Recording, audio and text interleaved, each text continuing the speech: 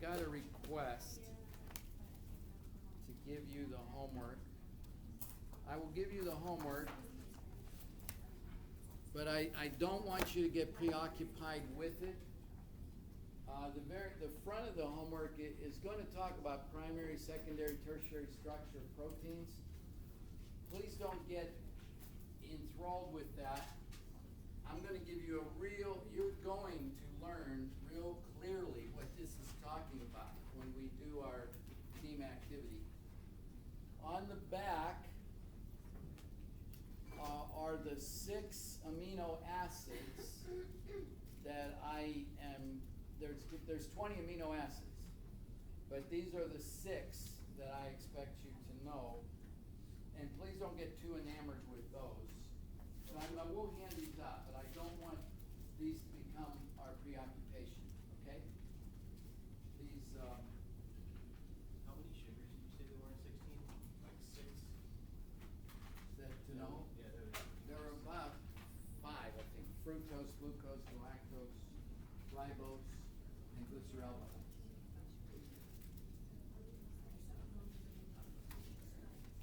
I think there's 4 there.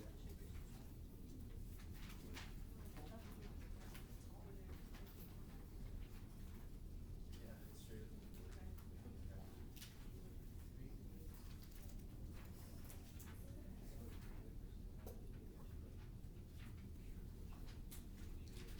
All right. Proteins. Let me just give you a little bit of history. Of course, we hear a whole lot about DNA today, and I mean DNA is what we should hear a lot about. DNA is the brains of the living organism, of the cell. However, I mean, less than 100 years ago, probably it's more like 80 years ago, it was believed that all the genetic information that dictates gender, skin color, hair, whether it's straight or curly or whatever, was housed in protein molecules, not DNA. So it's only in the last 100 years that we have come to realize, as a matter of fact, about 80 years ago, people were scratching their head wondering what DNA did. They knew DNA. They knew there were nucleic acids. They knew there was DNA, RNA in the body and living systems, and everybody was kind of, we don't know what it does. They didn't know what it did. They were enthralled with proteins. Now, why did they think proteins could be the house of, or where genetic information resided? Well, what you're going to see in a minute, there's 20 amino acids, 20 different amino acids. There are 26 different letters in our alphabet. All right? And with 26 letters of an alphabet, you can go to the library and drag out a huge dictionary and find several 100,000 different words made up of 26 different letters. All right? So you can transmit a lot of information with 26 letters. And so biochemists were believing that, boy, you could transfer a lot of information. You could store a lot of information in molecules that have 20 different building blocks, 20 different amino acids. And in contrast, DNA only had 4. A, T, G, and C. It had 4 different nucleic acid bases. And biochemists were saying, I mean, what could you do with 4? What if your alphabet only had 4 letters? What could you do with that? Well, what are we finding in our computers? Computers have 2. It's on or it's off. They have switches that are on or off. Circuits that are open or closed. 2. And we do tons of information that way. Well, DNA can store tons of information using just 4 letters or 4 different elements. So we'll get to that in chapter 20. But I just wanted you to understand that in early 1900s, the focus was on proteins, and what what you are going to find is that everything the body does, any work the body does, is done through proteins. Transporting molecules, doing different things, metabolism, metabolic pathways are driven by protein molecules.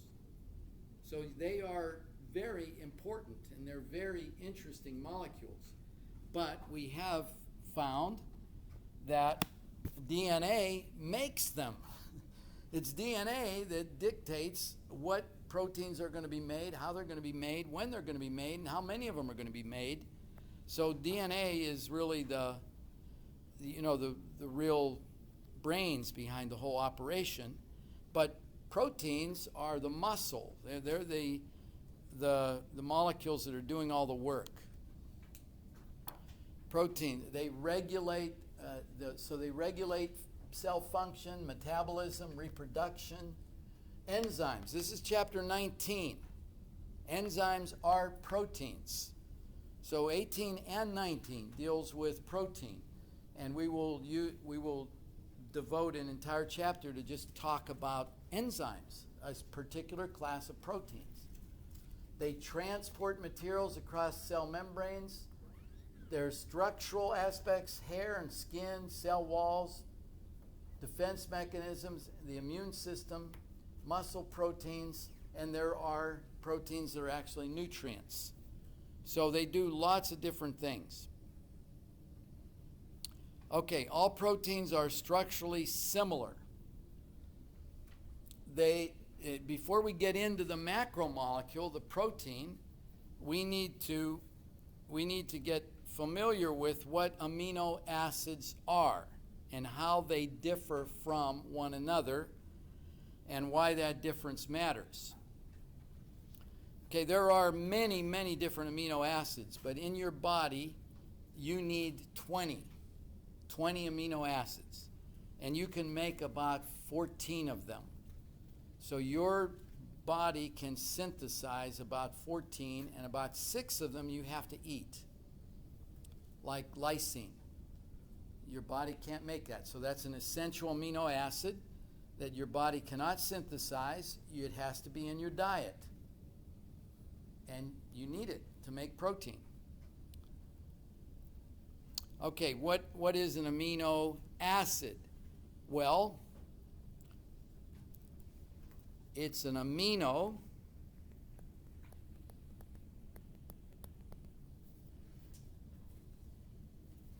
it's a hydrogen up there.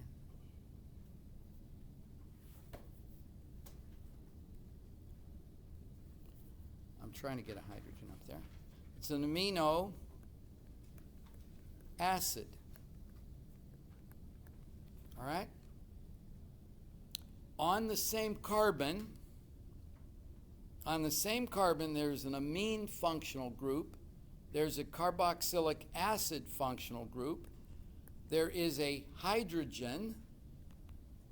And there is something else, an R group. I'm going to just put R there. There are 20 different R's. All right, so all 20 of those amino acids that your body uses to make protein have this general structure. This is the general structure of an amino acid.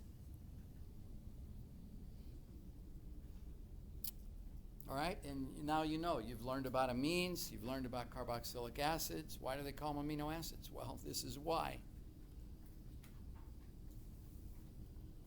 Amino acids. All right.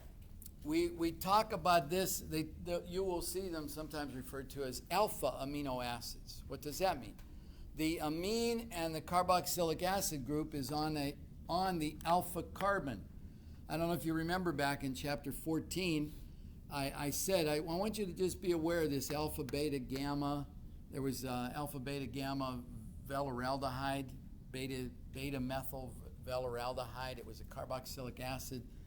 Had a methyl group on the second carbon.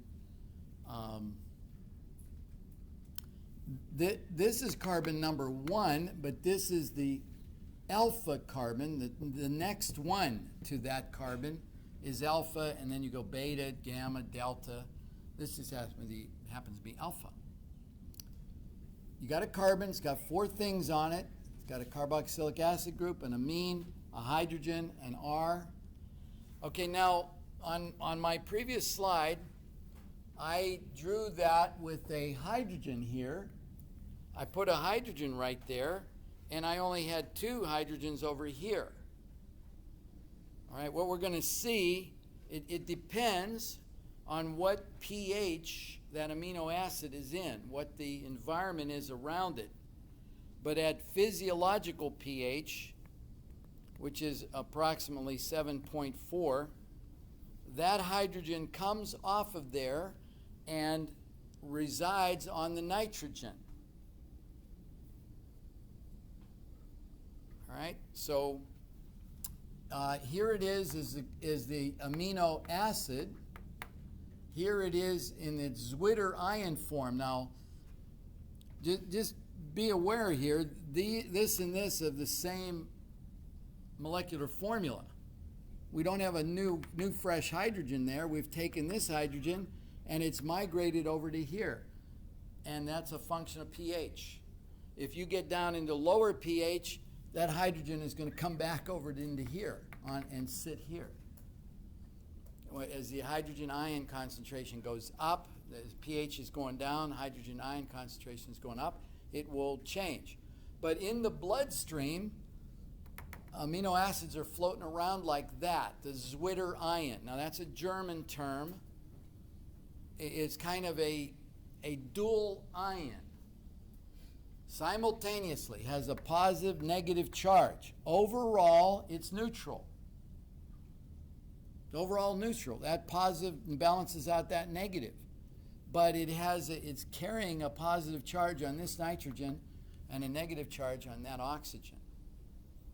That's kind of handy because you're going to see as we go along, these need to react with each other in a particular way, and this is going to be attracted to another amino acid, and what part of it? It's going to be attracted to that part of the other amino acid.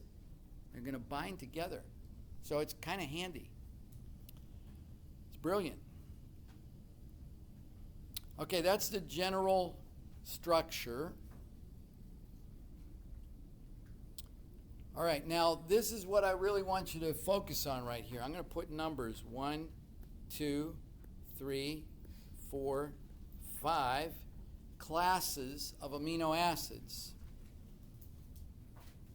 And how are we going to classify them? We are going to classify them based on the character of the R group. All right? You can see that this part is the same for all 20 of them. So now what we're going to start asking the question is, what is going on with these R groups? And we're going to put them in 5 different categories based on what that R group is like. You with me? All right. So the first one, and then I got a slide for each one of these to show some examples. The first category is the R group is neutral or nonpolar. It's a neutral nonpolar R group. The second category, the R group is polar. Third one, it's aromatic.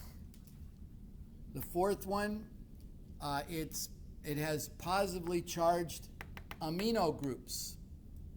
The amino group can not, and I'm not talking about this amino group. I'm talking about an amine group that's on this R. All right, so you can get some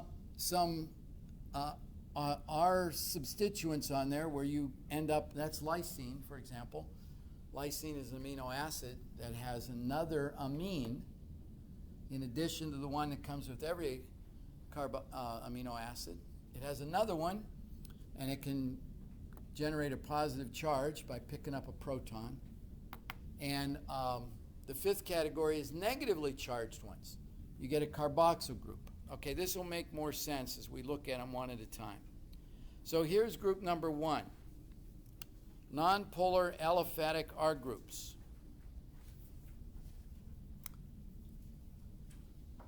look at the R group. Well, first of all, this is the simplest amino acid right there.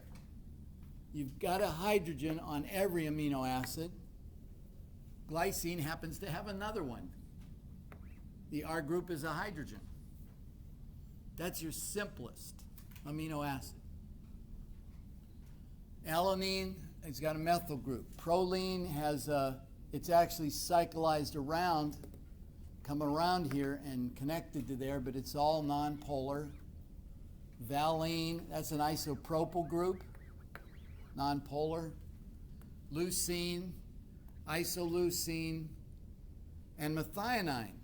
You've got CH2, sulfur to a CH3.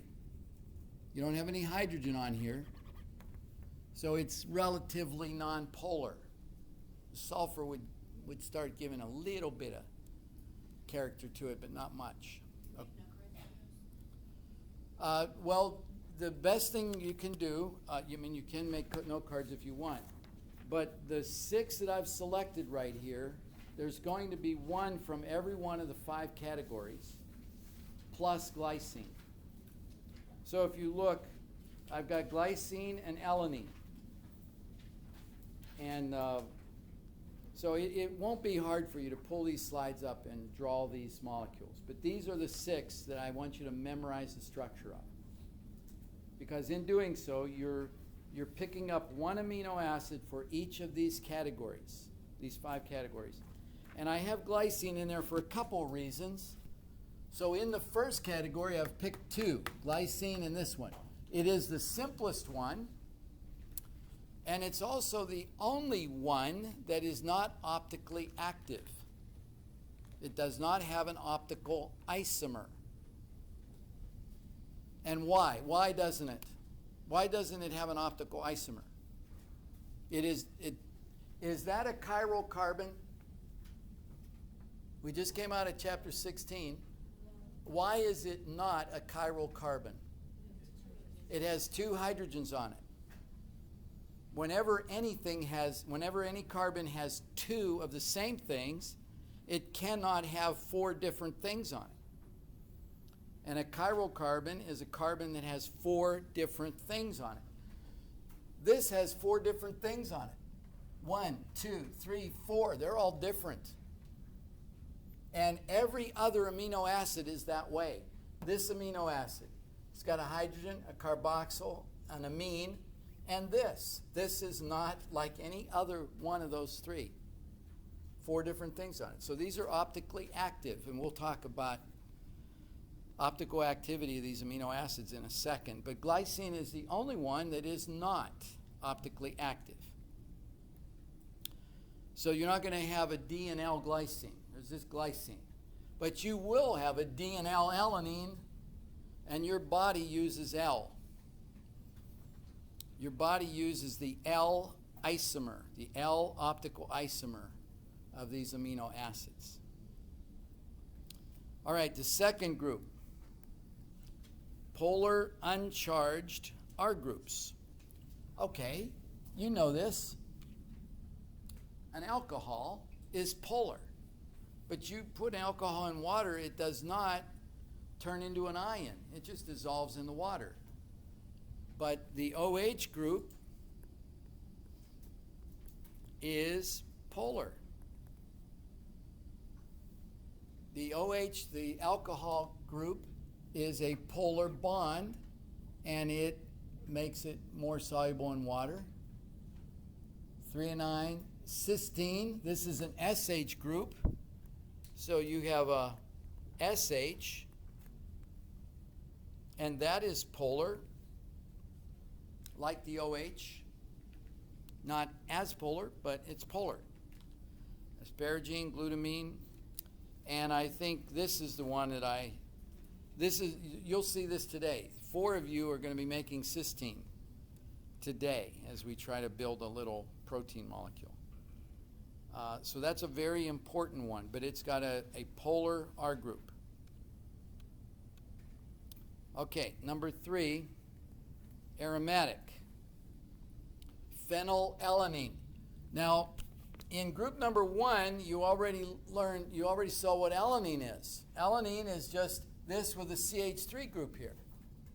Well, take one of those hydrogens off and put a benzene ring in its place, and you have phenylalanine.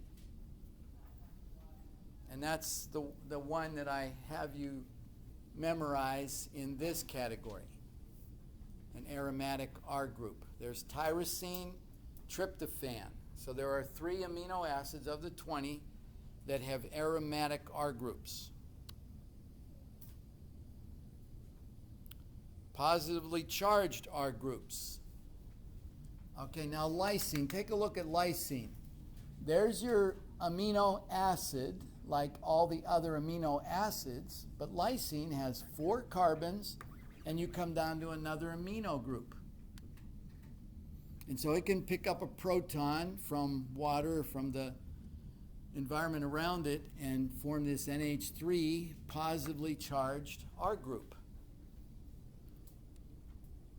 Arginine and histidine. Let's see, it probably right here, or here, it can pick up another hydrogen and get a positive charge.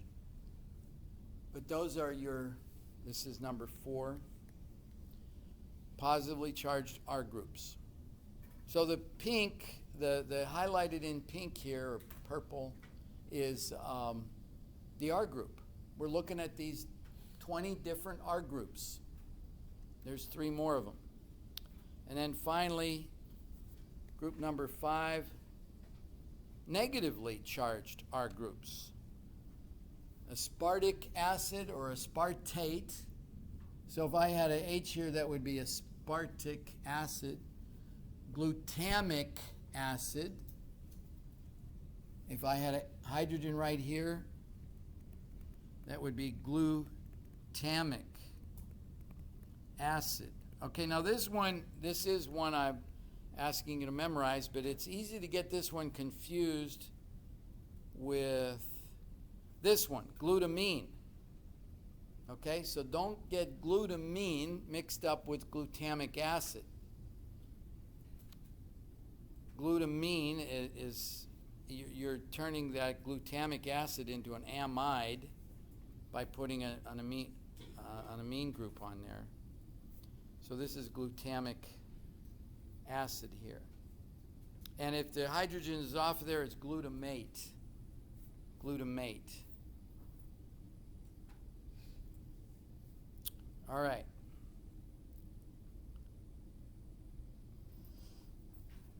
All right, we'll use this. We're going to use this convention here today as we start writing and drawing other things. I'll tell you what. Let's.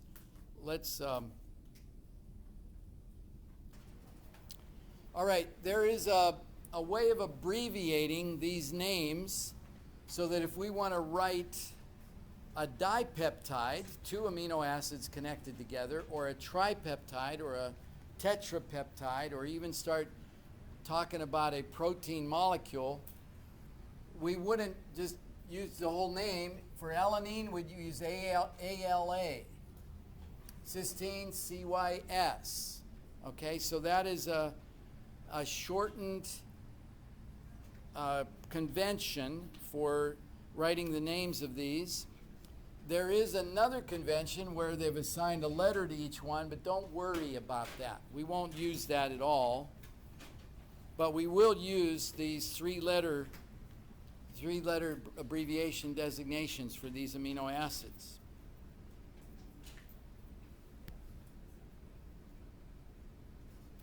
Okay, now stereochemistry or optical isomers. I mentioned already that glycine doesn't fall into this category. But notice in chapter 16, when we started talking about D and L-glucose, we came to this molecule, glyceraldehyde, and we said if you align the carbons vertically and fading away from you, and the hydrogen and the OH on the middle carbon of glyceraldehyde pointing out towards you, if the OH was on the right side, it was D-glyceraldehyde. And likewise, on this second carbon from the bottom with glucose. The OH was on the right. It was D-glucose. Well, glyceraldehyde is our reference molecule for amino acids also. If the amine group, and what you do here now, I want you to try to wrap your mind around this.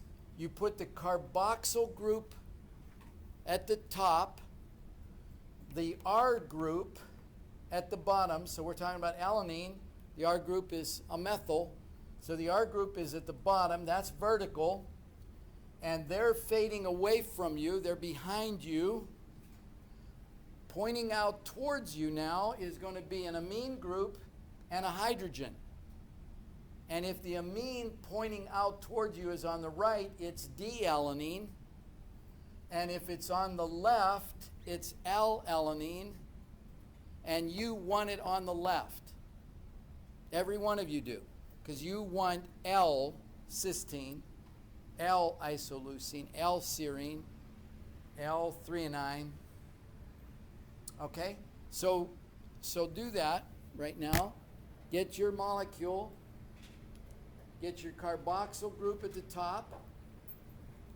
Here is your alpha carbon that's holding the amine and the carboxyl group. And then your R group.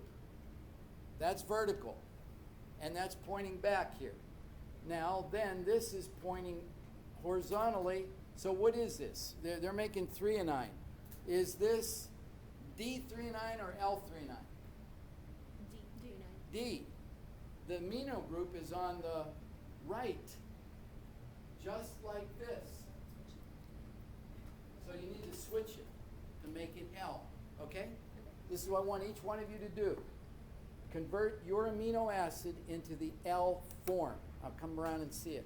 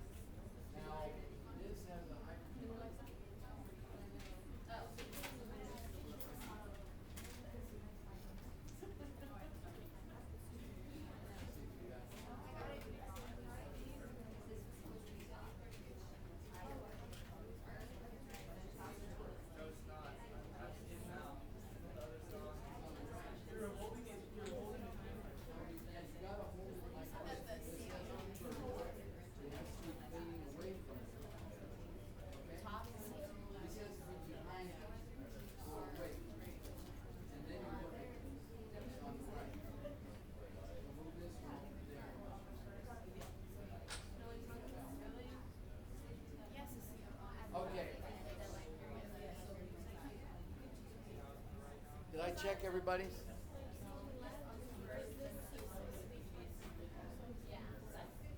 No, you're fine. You're fine.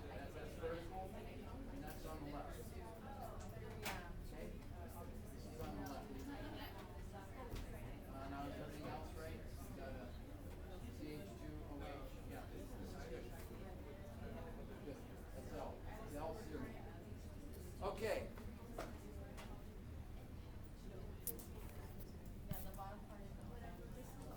All right, I think everybody has L now. Let's move on.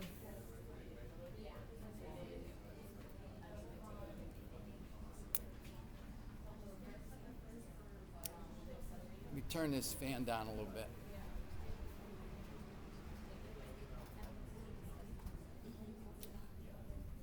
Okay, can everybody see my eyes? Okay, look this way. Good. All right, now let's go on. We've got under our belt right now individual amino acids. This is the monomer. If you talk to polymer chemists, they say, okay, what's your monomer? And now you're making a polymer, a macromolecule. Out of what? These building blocks. These amino acids are our building block for the macromolecule proteins. Well, the first thing that happened, they have to react with one another. So what we're depicting here are two amino acids, and they're going to come together and form a dipeptide. A dipeptide. And notice that the way they're going to orient is the carboxyl group is going to react, the carboxyl group of one amino acid is going to react with the amine group on the next amino acid. We're going to split out water. We're splitting out a water molecule, and we're forming this dipeptide. Dipeptide, two amino acids bound together. And this is your peptide bond. Now, what kind of a functional group is that? The peptide bond is what in organic chemistry? What functionality is that? It's not an amine anymore. You got an NH, an amide. Our amine has been converted into an amide or an amide. That's your peptide linkage right there. Okay, now what I want you to see as we even go from a dipeptide to a tri to a tetra to a amino acid, to a protein, to a long protein, here's what you're going to find. There is going to be a nitrogen on one end, and there is going to be a carboxyl group on the other end. I think you could see that. If we turned this into a tripeptide, what would we do? We would take an amino acid like this. We would come in, the amine would come into here, form another amide, and what would it leave? It would leave a carboxyl group. And if we did it again, the same thing would happen. We'd get an amide or a peptide bond and a carboxyl group. Carboxyl, carboxyl, carboxyl. We could do this 1,000 times, and we will always end with a C here, and that nitrogen will stay a nitrogen over there. So protein molecules have an N-terminal end and a C-terminal end. No matter how long they are. They could be 50 amino acids long. There's a nitrogen at one end. There's a carboxyl group at the other. They could be 12,000 amino acids long. And the same story.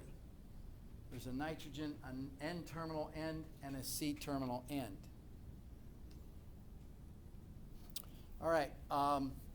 Now, just before I go on to another slide, just notice that this is reversible. If you eat protein, you're going to digest it. How are you going to digest it? Through hydrolysis. The protein, the amide bond plus water is going to break that bond, and break the protein back down into its individual amino acids, which is generally the way you are absorbing them. You're eating protein, but your body isn't absorbing protein as macromolecules. It's absorbing amino acids and then building its own protein out of them. So that's what's happening in the digestive system. You're breaking these things down back into the amino acids and absorbing them. All right, so compounds with 2 amino acids are called dipeptides, 3 tripeptides. Oligopeptides, here we're bringing this term in that we saw with the oligosaccharides. Well, oligopeptides, 3 to 10 units long. And then polypeptides, 12, 15, 50, 100, 1,000 units long. You have a polypeptide, which is a protein. And the terminal counts towards the amino acid, right? Like the NH3 on the end or NH whatever it is, the terminal. That is one of the amino acids. Yeah. This is one of them.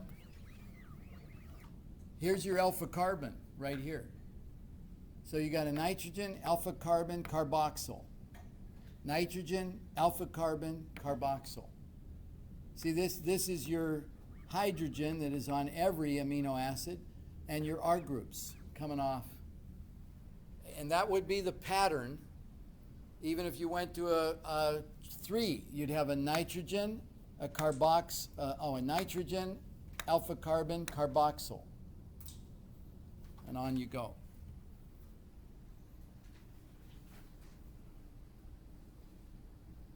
So yeah, we talk about an N-terminal residue.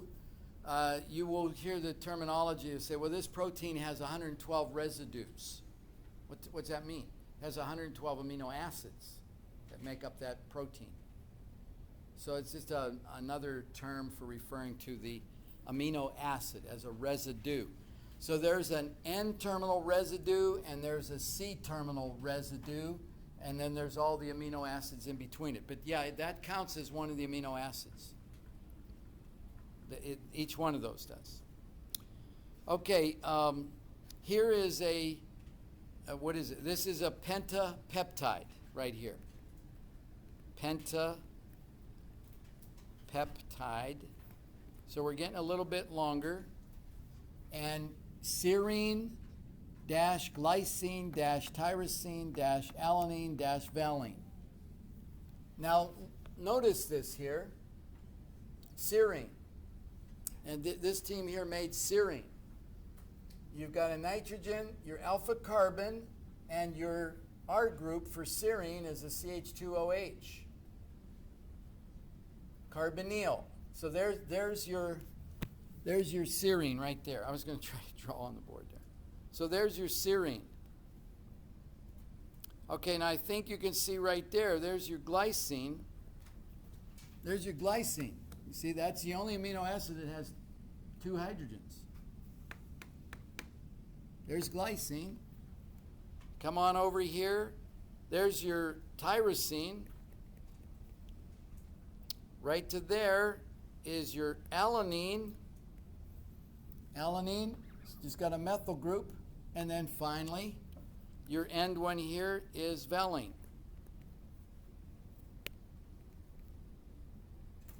Okay? So look at that pattern. Your homework, you're going to spin around on your homework on the last question, really trying to put together a tripeptide. But this is the pattern right here. It's just, and so you can see that the protein molecule is a linear molecule.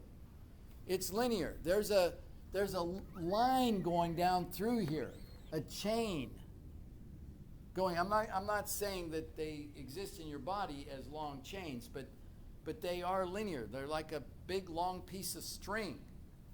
And then as we get into this part of it, we're going to see how that string gets all balled up on itself in a very particular way.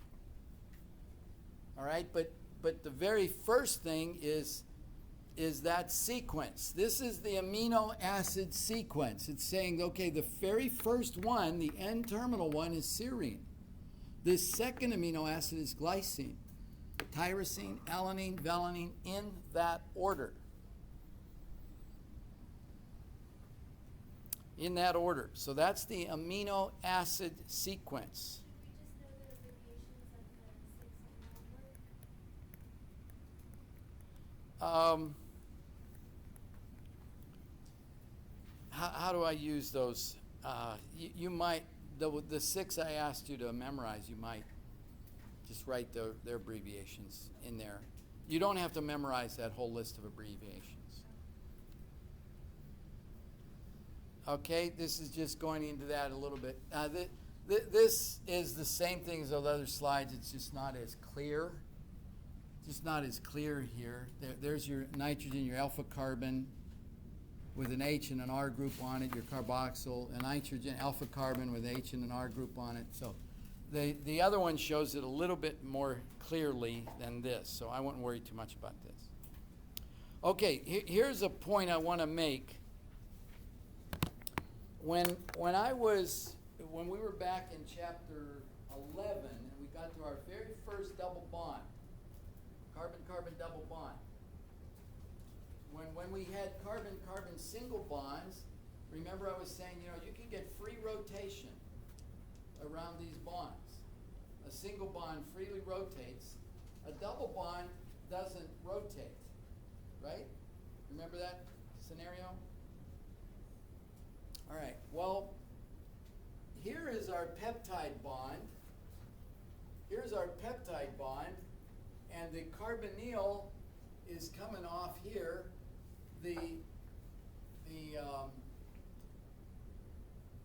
Well, we got to get a nitrogen attached to this thing. The nitrogen appears to be attached here as a single bond, and it leaves the impression that you can freely rotate around this bond. Freely rotate around it. Let me go back to my pentapeptide just for a second. So if I went back to this, and I said we got this linear molecule, it looks like you would have free rotation around all these bonds. That you could freely rotate around all these bonds, including this one. But that's not really true. This carbon-nitrogen bond in this peptide linkage right here is stiff. It's a stiff bond. That's what this slide is trying to describe for you. Why is that? Although we draw it nice and neat here as a double carbon-oxygen double bond, and let me blow that up a little bit. This appears to be a carbon-oxygen double bond and a carbon-nitrogen single bond. In fact, these electrons in this double bond here actually, what chemists would say, delocalize or spread out between this oxygen and that nitrogen. So these two electrons spread out in here, stiffening up this bond.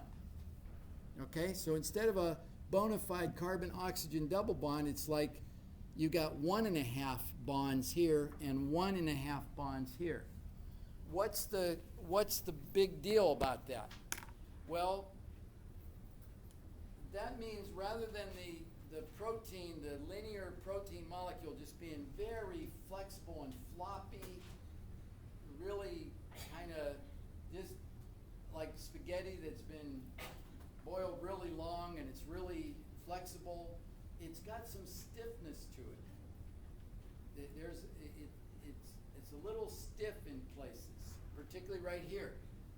Right at these amide bonds, there is a little bit of resistance to rotating. All right, and that gives the protein a little bit of guts or a little bit of mechanical strength. That's the point there. That's what that slide's trying to point out and what I'd like you to try to understand. All right, so it's kind of showing it here that you really don't get this amide bond right here, you don't have free rotation around there. You do have free rotation around that nitrogen-carbon bond and that carbon-carbon bond. So there is free rotation down through there, but not at the peptide bond. All right, here's another one. This is 1, 2, 3, 4, 5, 6, 7, 8. This is, let's see, pentapeptide, octapeptide. Octapeptide. This is glycine. There's a written really tiny there. Glycine, there's your two hydrogens. Phenylalanine, there's your benzene ring. Another glycine, an alanine, CH3 group here. Leucine, serine, there's your serine group. Another glycine, another alanine, in that order, in that sequence. That's your amino acid sequence. And notice you got a nitrogen, an N terminal, and you got a C terminal end on that octapeptide.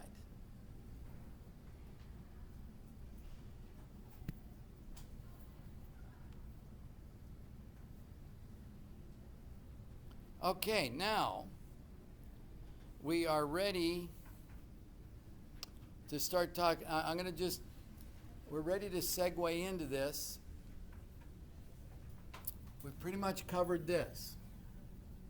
We're ready to now go into, okay, what is going on with protein structure? Now,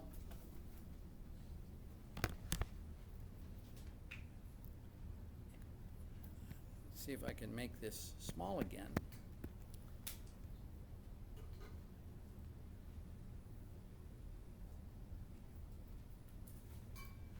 Yes, I can. All right, protein structure. Why is this so important? Eventually, I'm going to be showing you some particular protein molecules like hemoglobin, the hemoglobin molecule.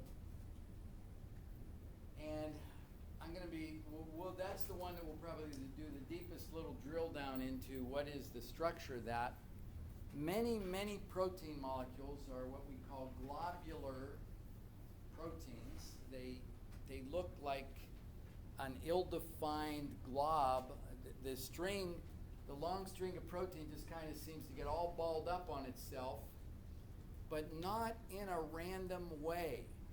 It actually forms into a particular structure.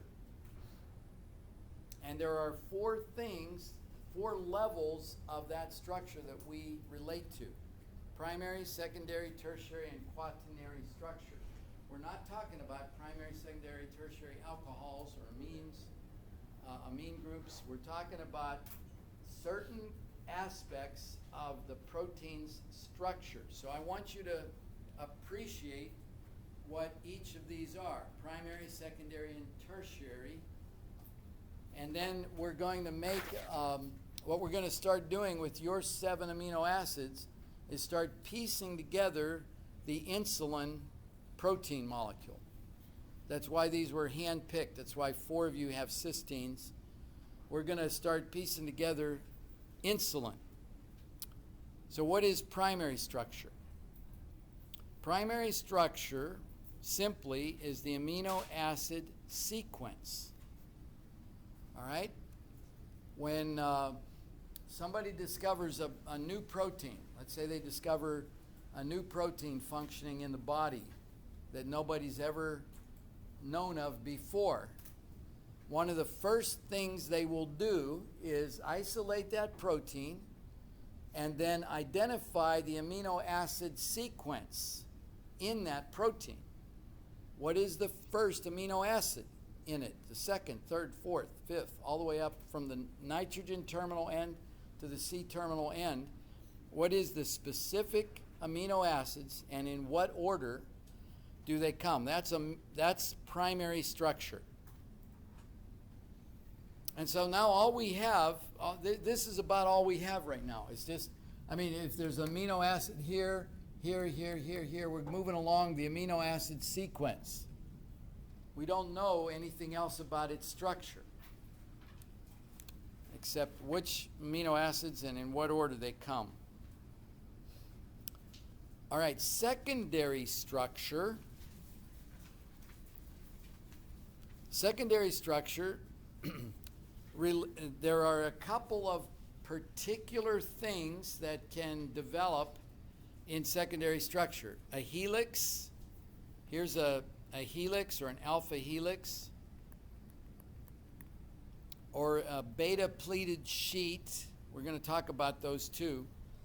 This is where here's your amino acid sequence, but at certain places, and maybe a lot of places in a particular protein, the protein winds itself, gets into a spiral configuration, and then maybe over here it gets into a little bit more, and at the end it gets into a little bit more of a spiral configuration at various places along that amino acid sequence. Now, why does it do that? And what are the forces? Okay, this is the alpha helix. And now, let's see if I can make that bigger. Okay, what we're doing here, we're moving along through the polymer chain around and around in here. So we're going around like this. This is our amino acid sequence. And what happens? Here's a, here's our amide, here's our peptide bond right here. Nitrogen and a hydrogen, carbon and an oxygen. And it can hydrogen bond. Where is it hydrogen bonding here? Let me see one I can, here's one I can see pretty clearly.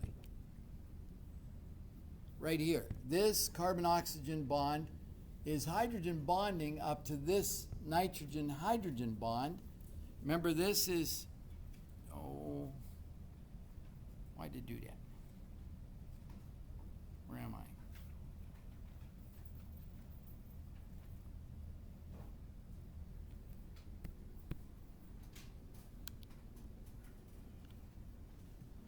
I mean, touch screens are great, but sometimes they're a little too touchy.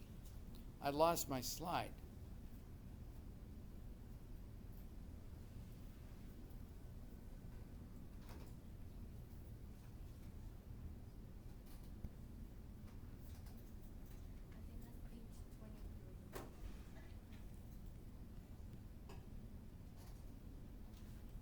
I just don't know how to make this small again. Like print your. I'm trying to do that. But it's the slide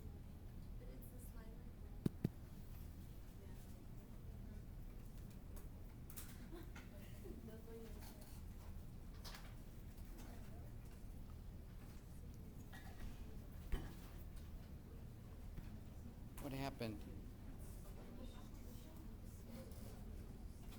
Oh well. These pictures are really, really important. These are some of the best pictures to see this.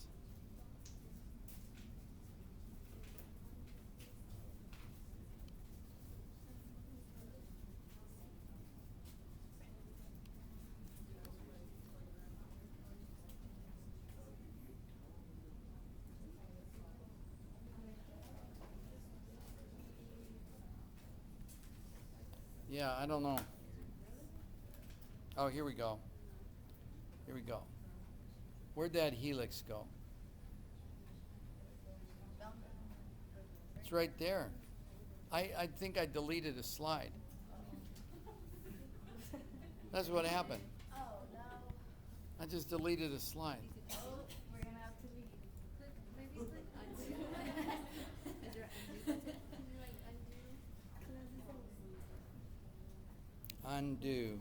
Right there. I think Where? it's the one that looks like it's went back. There. There you go. I got an undo button. Now, how do I make it big? You zoom. There we go, there we go. Okay. All right. Well, rather than push that, do you see what I mean? We've got this hydrogen bonding going here all the way up through here. Now, so far in in primary structure and secondary structure, we've said nothing about the R groups. Okay, the R groups come in on tertiary structure.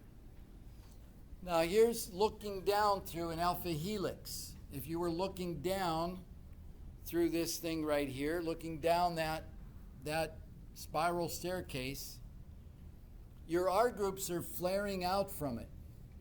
And there's kind of a void in the middle, and you got your hydrogen bonding coming up through there. That's what's holding it into that, that's what's causing it to spiral into that helix.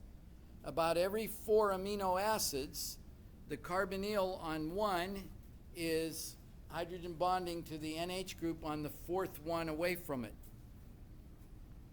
All right, there's also, so there's alpha helix. You can also get beta pleated sheets where this spaghetti-like polymer is winding back and forth next to itself, and it's hydrogen bonding again between the carbonyl and the NH group. There's hydrogen bonding holding it into that sheet, that beta pleated sheet. Those both are examples of secondary structure. Just understand that. Alpha helix and beta pleated sheets are examples of secondary structure. The very first thing we need to know is the amino acid sequence, and then we start talking about where there is either the helix or the beta pleated sheet. And there are some different permutations there. Here's your N-terminal end. Your polymer is swinging up here, back down along by itself. This is anti-parallel, and here's your hydrogen bonding. Parallel is where this goes up right here, it swings back on along like this, and you got your hydrogen bonding. These are both beta pleated sheet examples.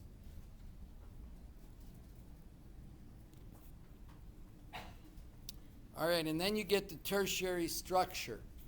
And I think what we will do, I know it's getting hot in here, isn't it? Yeah, I feel it. You think we can take a break? Yeah, let's take a break, and when we come back from the break, we'll start piecing together the insulin.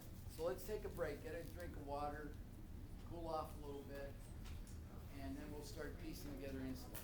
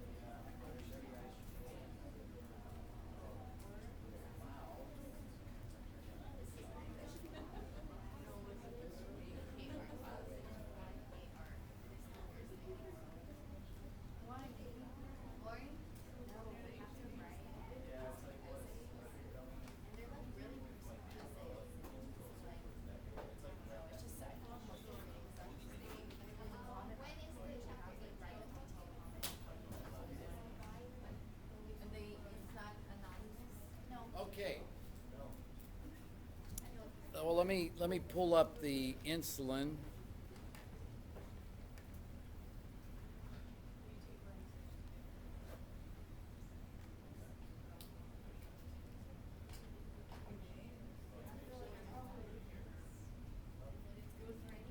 Okay, we'll start making the insulin molecule and then use it as an example to explain these different levels of structure, primary, secondary, tertiary. I am going to give you two pieces of paper. This one you can keep. This is just something, kind of a little note-taking sheet where you can keep track of what are the distinguishing features.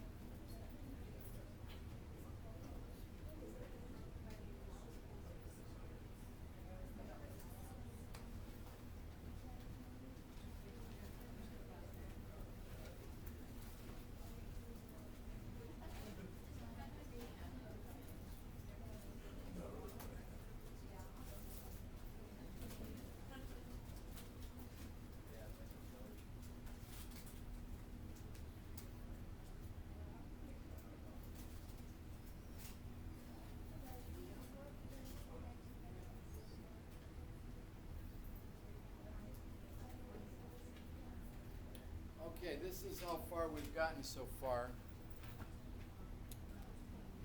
Identifying, distinguishing the difference between primary and secondary.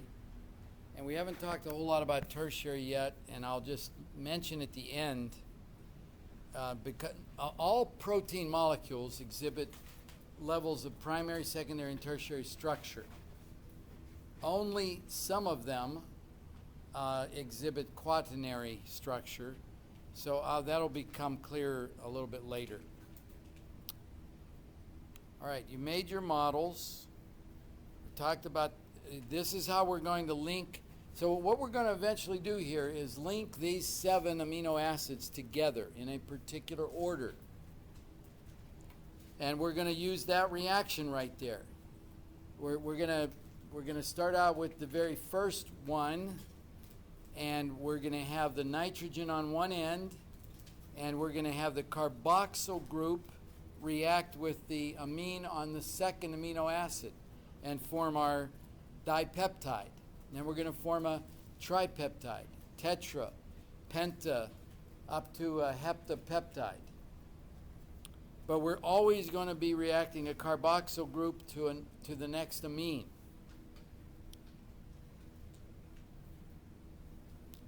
All right, so here's the molecule. This is a small protein molecule. It's one of the smallest. Insulin. Human insulin. Here is the amino acid sequence of human insulin. It is made up of chain A and chain B. There are two chains linked together to make this little protein. And this is a very little protein. I'm going to show you a table of examples of other proteins in a bit. And they're much bigger than this, 10 to 100 times or more bigger than this protein. But what you're looking at there is the amino acid sequence. So it's glycine, isoleucine, valine, glutamine, or glutamic acid, glutamine, cysteine, threonine, serine, isoleucine, cysteine. Now this right here represents 1, 2, 3, 4, 5, 6 teams. Right here. We're going to make, this is what we're going to make.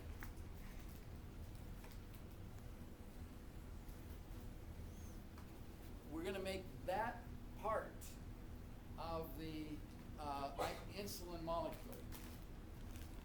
You made 7 amino acids. This has, I think it's 100 residues, 100 amino acids in it. You only make 7. So we need about 10 more classes making amino acids to make this protein molecule. All right, so what do I want to do? Let's go ahead and turn all the lights on. Can you turn this other bank of lights on, please? Thank you. And let's get a cysteine. Someone from one of the 4 groups that made cysteine, bring your cysteine up here. All right, good. Now, stay up here. You're going to be at the N-terminal end. So hang on to that. And here's a carboxyl group. Here's how far we are right now. So we need another cysteine. We're going to put it together in this sequence so that we need another cysteine. Bring it on up here. Okay, this carboxyl group, now turn so the class can see what's happening. This carboxyl group is going to react with this amine. You've got a carboxyl reacting with amine. We're going to split out a water molecule.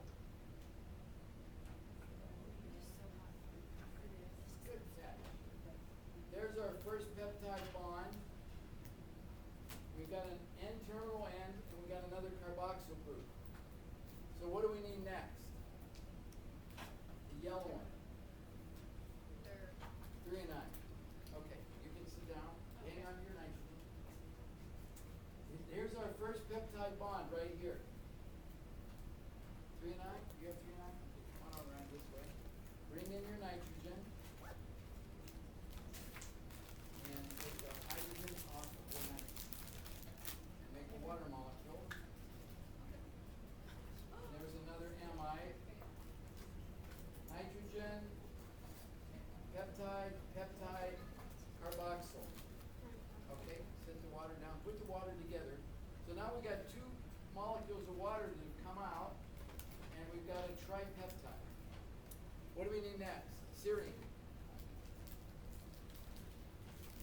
All right, here's the carboxyl. Bring in the nitrogen, the amine. Let's take that off of there. You can take the whole bond off. That whole. Here's another water molecule. And we've got another carboxyl group here. So there's our C-terminal end, N-terminal end. And we now have a tetrapeptide. What do we need next? Isoleucine. Okay, isoleucine has a big R group. This is going to start getting bulky. Let's move on down here. There we go. Okay. All right, Jacob. Bring in your nitrogen. Tear off 1 hydrogen with the bond.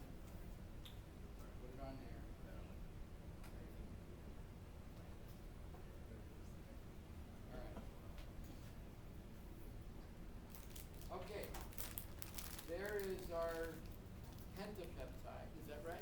5? Okay, let's end with a cysteine. Another cysteine. All right, do you see how this is progressing? See how this is progressing? We're getting the carboxyl group. Take this off. There we go. Very good. Saw what's happening. All right, there's our amide. All right, so we've got 6. Let's put it over here. Bring it over here. We've got a cysteine, cysteine, 3,9-serine, isoleucine, cysteine. Okay, remember the cysteines have a sulfur hydrogen, so you can kind of see them. You see where they're showing up in this sequence. This is the primary structure, the amino acid sequence. We haven't done anything other than piece the thing together in the right order of amino acids. Okay, all right, I'm going to sit down. All right, here's what we got. Now, if I hang this, it'll start falling apart because of its weight. But, you know what? I do need help. Jocelyn, come here and help. Hang on to that part of it. Now, hold that up there.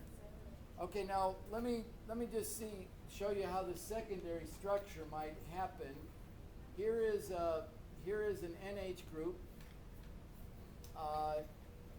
We'll come around to a carbonyl, another carbonyl, another carbonyl. This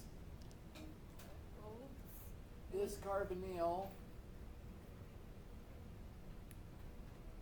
or this one of these two, could hydrogen bond, could be an attraction between this oxygen and that hydrogen and start helping to form this helix, form a helix. That is your secondary structure. Those are the forces that are creating the secondary structure. Okay, let's set this down for a second. Let's explore a little bit tertiary structure, and then we'll put this last cysteine in.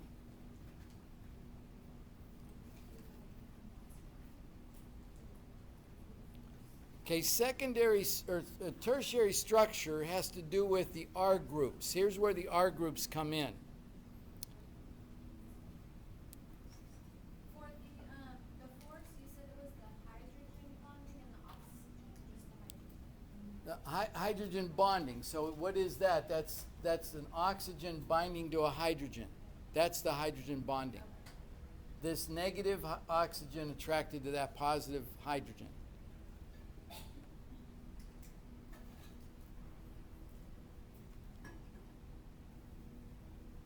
All right, this slide gives you a little bit of a picture of tertiary structure. Can you turn the lights off one more time? Here is your amino acid sequence. So here's a big protein with maybe 1,000 amino acids in it.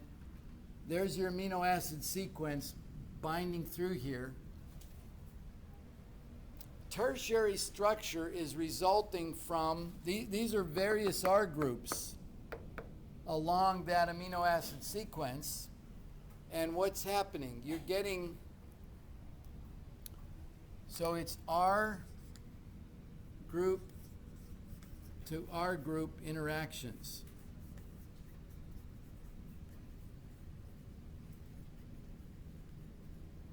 There are nonpolar interactions. I'm going to go from the weakest forces between the R groups to the strongest. Here's the weakest. Nonpolar R groups. Well, what is this protein? This protein is sitting in an aqueous environment, surrounded by water. It's completely immersed in a water environment, in the cell of a living organism. These are nonpolar. They don't like water. So they hunt for other nonpolar R groups in which they would be like dissolves like, they would be soluble in one another. So that's a weak interaction. Here's another one. So what amino acid would be right here if the R group was a methyl group? What amino acid would that be? Alanine. Yes. So in this sequence, right at that point, there would be an alanine. Come along here. Now, what would these be if you had an R group with a benzene ring on it? Phenylalanine. Both of those are hydrophobic interactions. All right, nonpolar or hydrophobic interactions. Not water-loving. Hydrophobic. All right, what's the next strongest? Right here, one of you made serine. Serine has an OH group on it. There might be another serine over here with an OH group on it.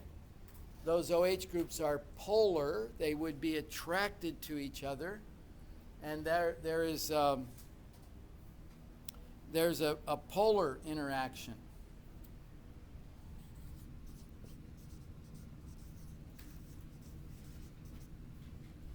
Where two polar R groups are attracted to one another. And you're getting hydrogen bonding from an OH to an OH. You could get that from glutamic acid to lysine over here, hydrogen bonding. Here is a salt bridge.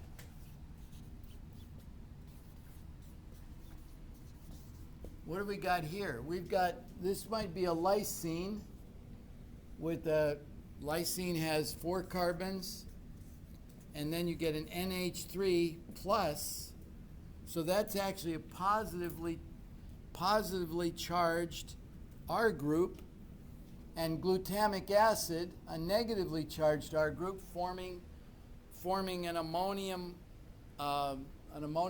acetate salt of some sort. That's a stronger interaction. So the salt bridge. And then finally, the strongest is if you had a cysteine and it comes down to an SH group, and you had another cysteine with an SH group, you can split this out and form a covalent bond right here. That's a disulfide bridge.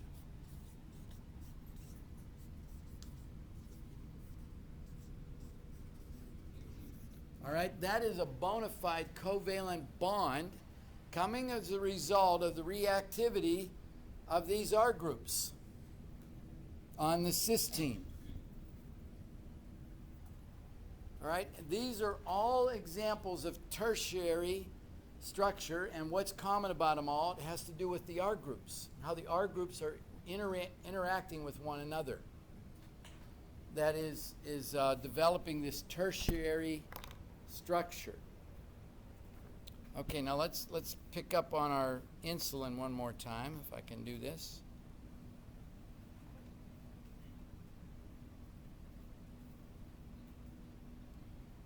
All right, here's where we are. So far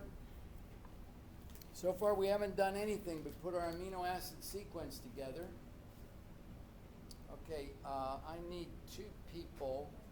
Who's going to bring your cysteine up there? Gia? All right, and Jocelyn, can you come back up here? Let's turn our light on one more time. Hang on to this. And Gia, put your cysteine down there for a second. Now, let's see what's happening here. We've got a cysteine on one end. No, come here, Gia. We've got a cysteine right here and a cysteine right here. So there's the first one. Here's the second one. Just set yours down. We're not ready to put it on there. So we're going to bring these 2 together and take these hydrogens off. There you go. And there's your disulfide bridge. That's this bond right here. You got your first disulfide bridge. That's tertiary structure. Those two cysteines being in those positions can bind us together right there. Okay, now, Gia, you see this one. That is this cysteine right here. It is going to form a disulfide bridge to chain B right here. So we're going to take this hydrogen off.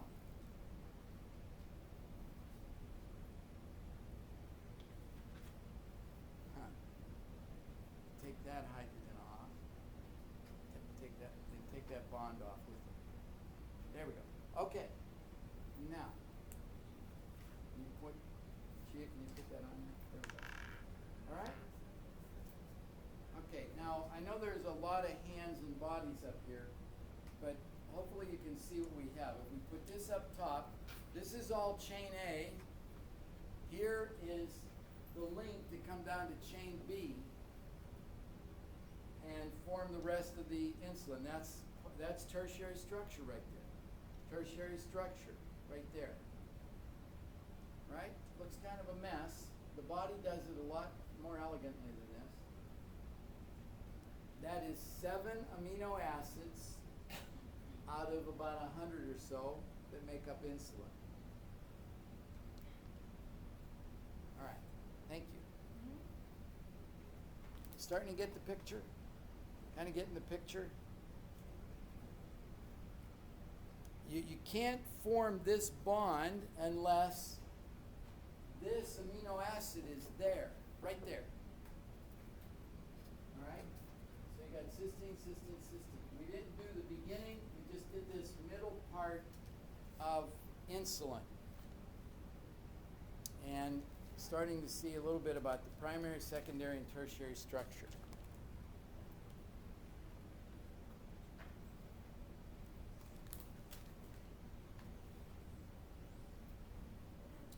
Okay, I know we have to kind of persevere this heat. I called our secretary, our administrative assistant, asked her what's going on. She didn't seem to. Things must be fine on the other end of the building, because nobody seemed to know anything about it. But they're looking into it. Okay.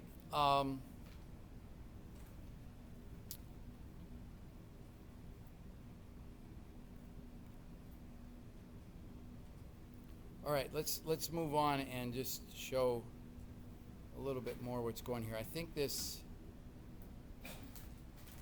yeah, so types of interactions maintaining tertiary structure. You got salt bridges. They're ionic side chains, form these salt bridges.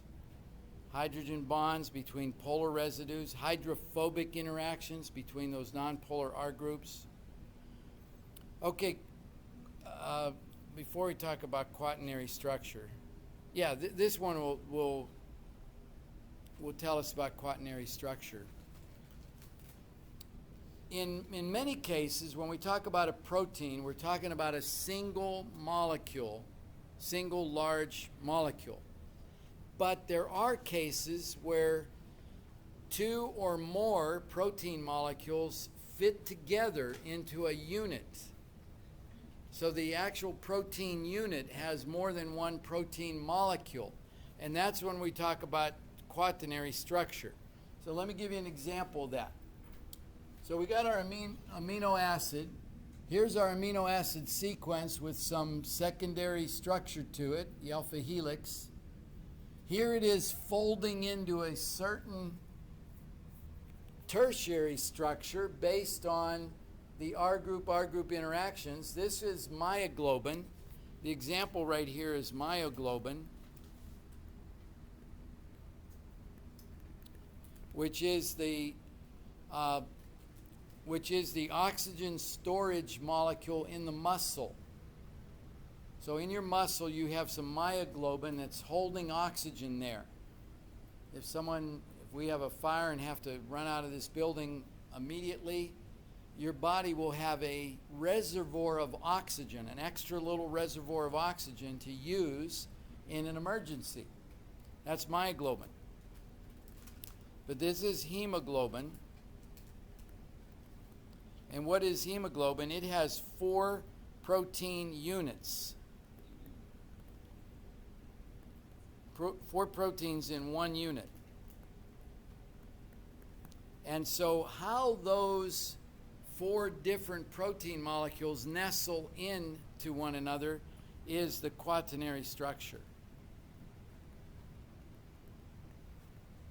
All right, so you only see quaternary structure when there's 2 or more protein molecules in the unit.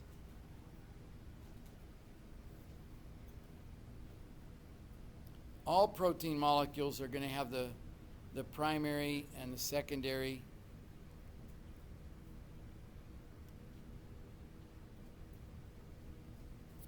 and the tertiary structure. Okay, that's the last slide for that one. So, and I can go down through these slides pretty quickly, I think. Let's just get another little picture of it. Can I get this slide off one more time? Thank you. All right, insulin is mentioned at the top. It has a molecular weight of 6,000. Let's see how many. I thought it said how many amino acids are in it. But here's myoglobin. I just mentioned 153. I think insulin has about 50. Myoglobin has 153 amino acids. It's 1 unit. There's only 1 protein molecule in myoglobin. If you look at hemoglobin, about 4 times this myoglobin, molecular weight, about 4 times as many amino acids. Instead of 153, you got 574, and it's 4 units, 4 protein molecules nestled together. All right, here is a protein in humans. Let's say roughly 27,000 amino acids.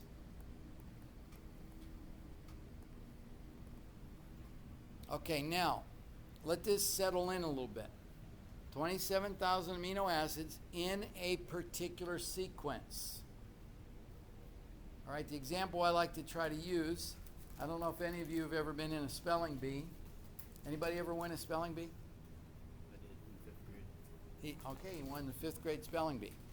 So let's imagine Aaron in the 6th grade is heading off to Washington. It's down to 2 people, he and 1 other person, and they've been given a word, and it's 27,000 letters long, and it is spelled. It has to be spelled in exactly that order to win this spelling bee. That's what this protein is. This protein has a very specific amino acid sequence. Exactly these 20 amino acids, it's putting them in a particular sequence through 27,000 different amino acids to make that protein molecule. And it needs that sequence to fold into exactly the structure, to get exactly the structure it needs to function properly. And that's what the body makes, right? The body makes that perfectly. If it's not perfect, it won't function. You know, every one of us has keys in our pocket, probably. I hope I have keys. No, I got them over here. Where are my keys? We have keys, and yet this key will start my car, and none of your keys will start my car. It has a very specific structure to it. And we'll see this, we'll use this analogy too when we talk about enzymes. Because the enzymes have to have a very specific structure to function properly, and that's the same way it is with proteins. Now so they're mostly globular. I want to, here's hair. Hair really relies upon this alpha helix a lot. So hair is a protein, and the protein molecules are spiraling into these alpha helix and forming into these rods and making these very slender, strong, very strong fibers. Okay, how do you curl hair? A permanent with a curling iron. But if you get a permanent, what they're actually doing is they apply two different chemicals. First, a reducing agent to break disulfide bonds. And then they put the hair in a curl and treat it with an oxidizing agent to reform new disulfide bonds, disulfide bridges, in a different location. And until that hair grows out, it'll stay in a curl. That's what's happening when you curl hair. So why do you get split ends? What do you get what? So why do you get split ends? Do you know what split ends are? Yeah, I've heard of. I'm not aware of them. I thought that was a play in football, a split end. No. Okay, no. Yeah, I've heard of split ends. But I don't know why you get split ends. Have you ever had split ends? I don't think so. I've never had these questions. I think it has something to do with the heat. Yeah, it's really hot in here. Okay, let's look at hemoglobin. Myoglobin and hemoglobin. I want you to appreciate why this globular protein is really not just a random structure. It has a very specific structure. So this is myoglobin. It's used in the body to hold oxygen. Functions to hold oxygen. Or hemoglobin to transport oxygen. So it has a certain amino acid sequence, and it has this heme unit held in a certain way on the protein molecule. So here's our myoglobin, here's our heme. This red thing is what? This is an iron atom. Iron. So in myoglobin you have one iron atom, and in hemoglobin, because it has 4 units that are essentially like this, there are 4 irons. 4 iron atoms in each hemoglobin.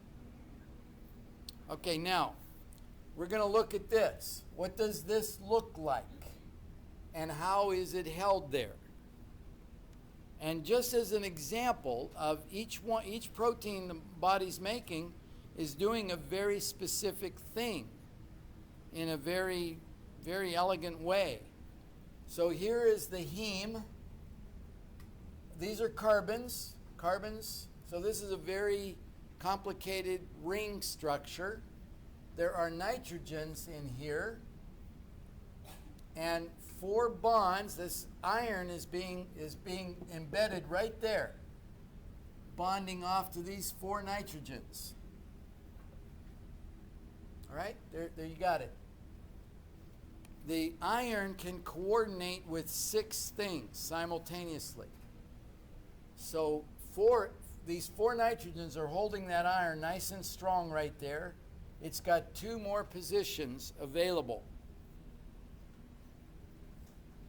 It's an Fe+2 ion. So we talk about deoxyhemoglobin. This would be the blood flowing in your veins. It's going back to your heart. It's deoxyhemoglobin. It's lost its oxygen. It's heading back to the lungs. It flows through the lungs, and from the air that you breathed in, it picks up 4 oxygen molecules, each hemoglobin protein unit. All right. So there was the heme. There's a nitrogen, a nitrogen, a nitrogen, and a nitrogen. That's 4 of the positions. Down below, there's a histidine on the protein ring. There's a histidine there bonded to the bottom of the iron. And the top of the iron, you got the oxygen.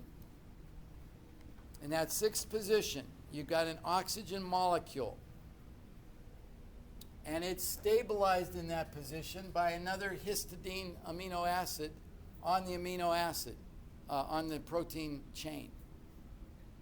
So I hope you can appreciate that, well, we know a whole lot about hemoglobin, number one. Number two, this has to be this amino acid and that amino acid at this point to create this ability to hold that nitrogen or that oxygen. And you can see there's an opening here. Here's where your oxygen is coming in and going out of this heme unit. So there's a cavity for access of the oxygen.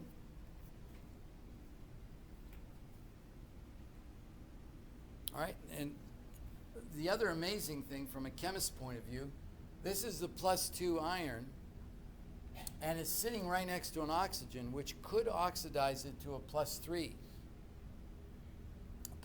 iron, but it doesn't get oxidized. If it did, the oxygen would react with the iron, and the cell needs the oxygen. So that reaction doesn't take place, even though the oxygen is sitting right there next to the iron. Some other views of it, there's a little bit of a helix wrapping up around here to bring this histidine in. Here's your iron. Here's your oxygen. All right? Sickle cell anemia is one amino acid difference in the amino acid sequence that causes sickle cell anemia. So the hemoglobin is missing the right sequence in just one location in that hemoglobin amino acid sequence. All right, and I think we'll go another 5 minutes and I'll call it quits. Poisoning of proteins, denaturization, denatured. Okay, you can denature, you scramble an egg, you're really not breaking up the amino acid sequence. The egg is pure protein, basically, but you crack it on a frying pan and it breaks, it's breaking down these interactions and making the amino acid, the protein unravel into and come out of its configuration, out of its shape, globular shape, by temperature. Heavy metals can do that. Changes in pH can do that. These are things that will denature proteins. So if you break down the structure, if you break the structure of that protein, it will not function. This is why we talk so much about the structure. It requires this structure. So if you have the protein in its particular structure, you heat it, it's maintaining its amino acid sequence, but not its shape. And it's ruined. You can't get the scrambled egg back in the shell. pH can do this. pH is changing what the nature of these little side groups coming off of the protein are, and that can denature it. So heat, UV light, organic solvents, strong acids and bases, detergents, heavy metals. These are various ways that you can denature a protein molecule and disrupt its shape.